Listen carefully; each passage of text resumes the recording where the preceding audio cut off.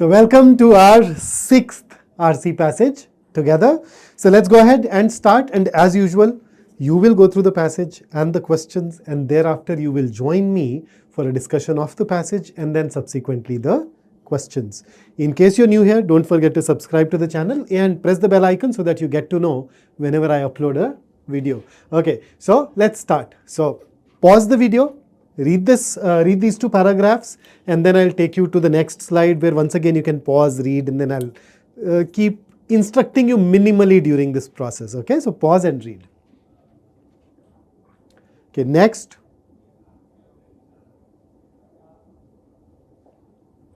Next. Next. And last. Okay, now that you've gone through the passage, let's jump into the questions.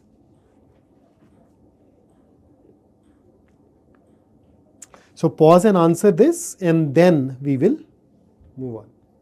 Okay, next. So pause, answer.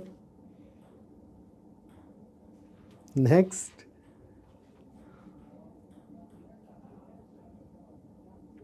Okay, hope you've answered this. So here is the next question. And you know that we mostly stop at 4, but in this case the passage had 5 questions. So here is the 5th and the last one. There you go. So I hope that you've gone through the passage, attempted all the questions. So let's start reading it all together.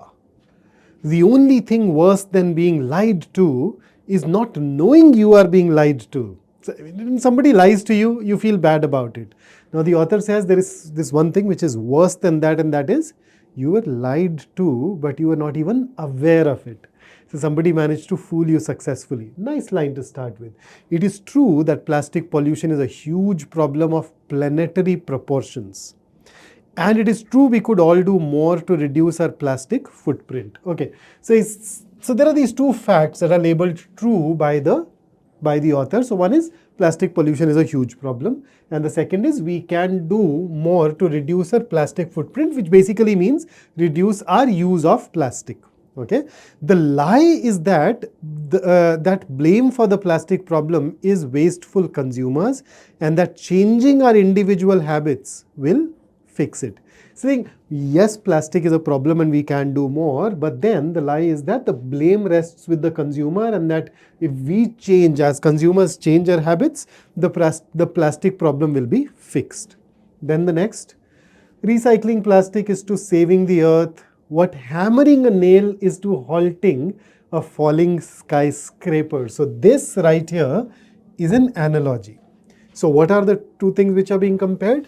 So recycling plastic is to saving the earth. This relationship is similar to the relationship where you are hammering a nail to halt a falling skyscraper. So if a skyscraper, a really tall multi-story building is falling, do you think putting a nail in that structure somewhere will help you save that skyscraper? Will it prevent the fall? No. Similarly, if the analogy were to hold true, similarly, recycling plastic will not help you in saving the earth. So it's just an extension of the last sentence of the previous paragraph. We're saying individual habits are not going to help you with the plastic problem. So, and then this is now an extension of this analogy. You struggle to find a place to do it. Place to do what? Hammer a nail and feel pleased when you succeed, but your effort is wholly inadequate and distracts from the real problem of why the building is collapsing in the first place. So just an extension, just an elaboration of that analogy. The real problem is that single-use plastic, the very idea of producing plastic items like grocery bags, which we use for an average of 12 minutes, but can persist in the environment for half a millennium. Imagine. So the real problem is that single-use plastic is an incredibly reckless abuse of technology. When you behave in a reckless manner, you are oblivious to the dangers that the particular activity poses. So you've seen a lot of reckless drivers on the streets, right? So reckless abuse of technology. Encouraging individuals to recycle more will never solve the problem of a massive production of single-use plastic that should have been avoided in the first place. Okay. Then the next one. As an ecologist and evolutionary biologist, I have had a disturbing window into the accumulating literature on the hazards of plastic pollution. Great. This is for some reasons he knows the plastic pollution well. Scientists have long recognized that plastics biodegrade slowly. Now, whenever anything biodegrades, what do we really mean by that? So if something is biodegradable, it means that it is decomposed by bacteria or other living organisms. So here, when you say that plastic biodegrades slowly, it means that the bacteria or other living organisms are able to biodegrade plastic, but the process is very slow. They're able to decompose it, but the process is very slow. And then the moment you look at this, if at all, that changes the interpretation. So maybe they'll not even be able to do it. And even if they were to do it, the process is going to be slow and pose multiple threats to wildlife through entanglement and consumption. So two things actually. They biodegrade slowly and they pose multiple threats to wildlife through entanglement and consumption. So entanglement in this sense will be that the organisms in the wild, they can at times be wrapped around in plastic, or they can get twisted into plastics.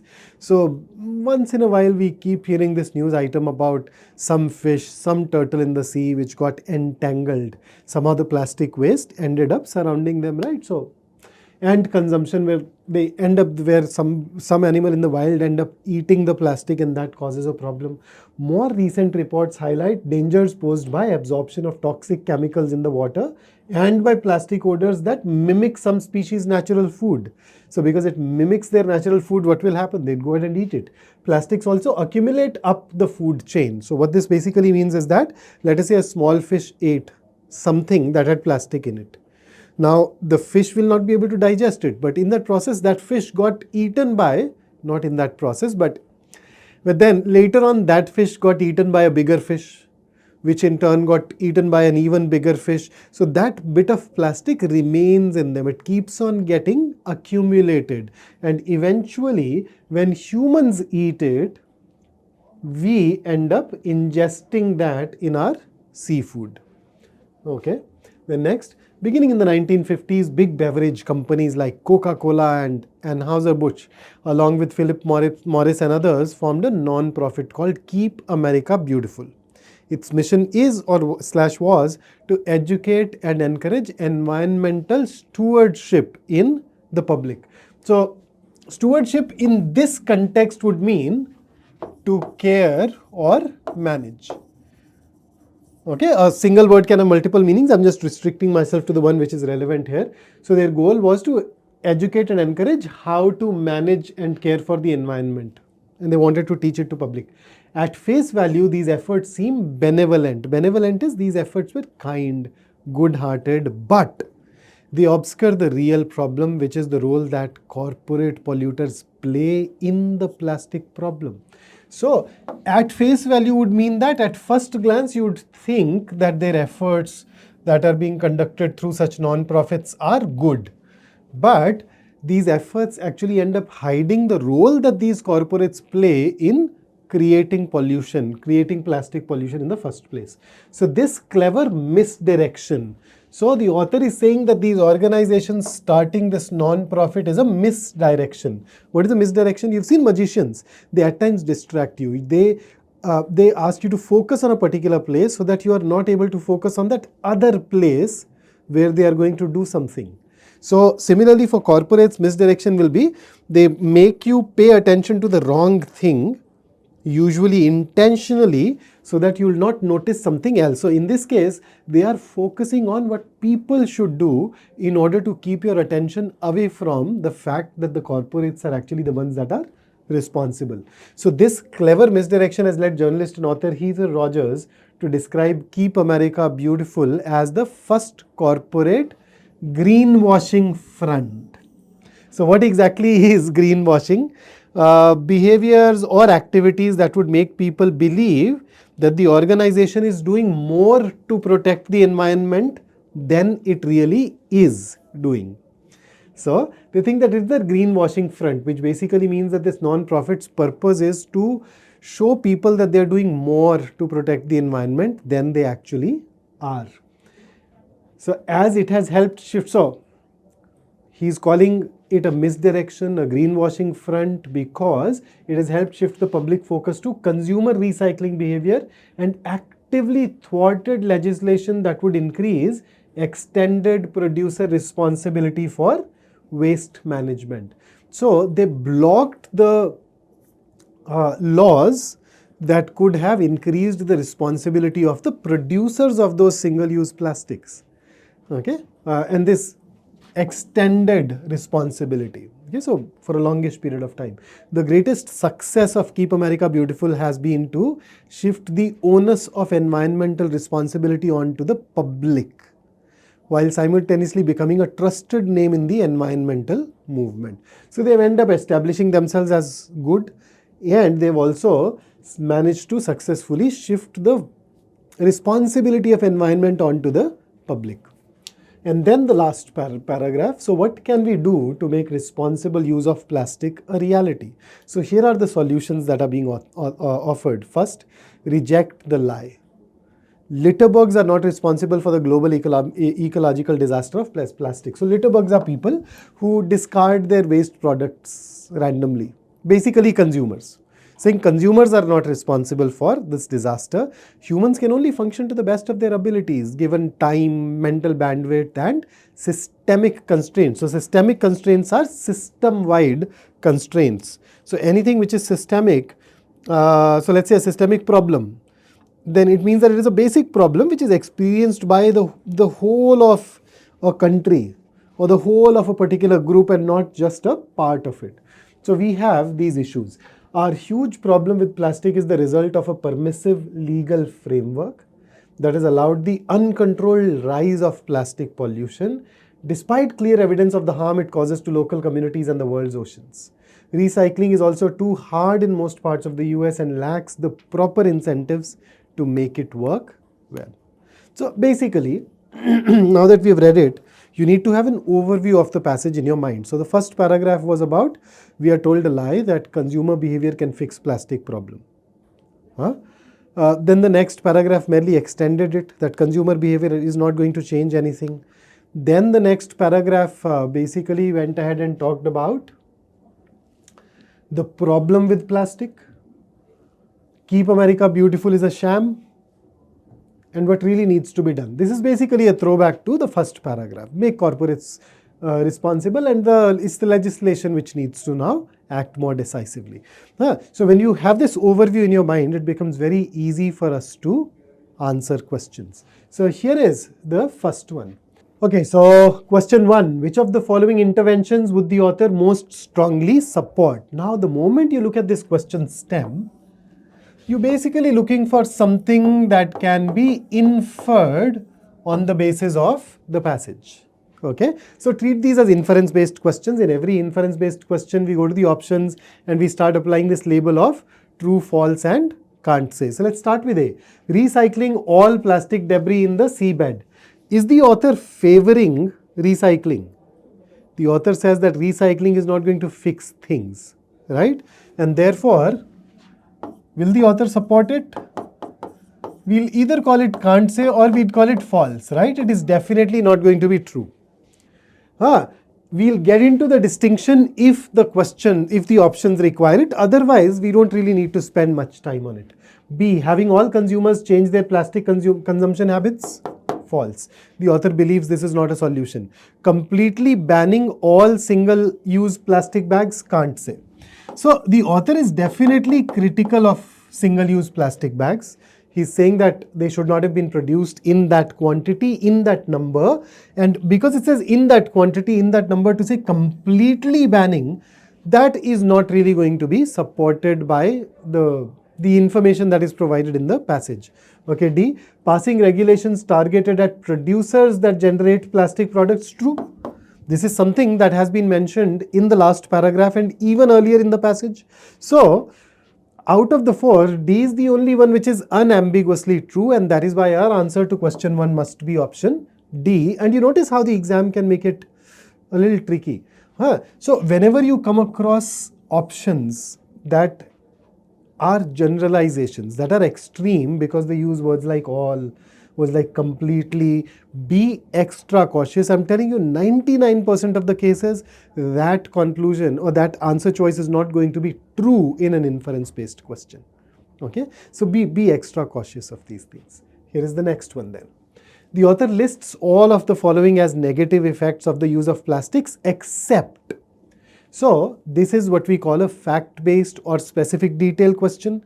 There's also a question type that most of you find easy in terms of arriving at the right answer. The only challenge here can be the challenge of speed. Because here are 4 options. You need to refer to the relevant part of the passage to pick up whether something is mentioned or not. So it can be time consuming but otherwise not difficult, and even there, if you've managed to create a successful overview of the passage, chances are that it won't even take you that long. So the moment I look at negative effects of the use of plastics, I recall that these things were given to us in the 3rd paragraph. A bit of it was probably also, no, not in the 2nd, but 3rd paragraph is the primary one. So if I go back to the 3rd paragraph, I notice that we are talking about they biodegrade slowly, if at all. So that's mentioned. We are looking for the one which is not mentioned. Except is more or less an odd one out. Okay. So all of the following except. So basically the one which is mentioned gets ruled out. So air pollution caused during the process of recycling plastics, not, I haven't seen it anywhere, but poisonous chemicals released into the water and food we consume. Yep.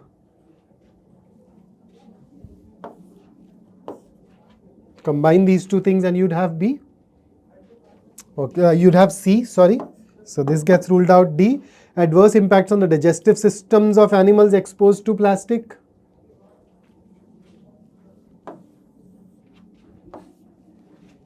So yes, even this is mentioned. So even this gets ruled out. So B is not mentioned anywhere, and therefore in this particular question our answer must be option B. Let's get into our next. So in the first paragraph, the author uses lie to refer to the. So here is the first paragraph where he's saying the lie is this. So if I were to treat it as math, I'd say that the correct answer is the one which comes closest to this. Blame for the plastic problem is wasteful consumers, and that changing our individual habits will fix it. So which one comes really close to it? Blame assigned to consumers for indiscriminate use of plastics. Yes, that's quite close. Understatement of the enormity of the plastics pollution problem. That's not at all close.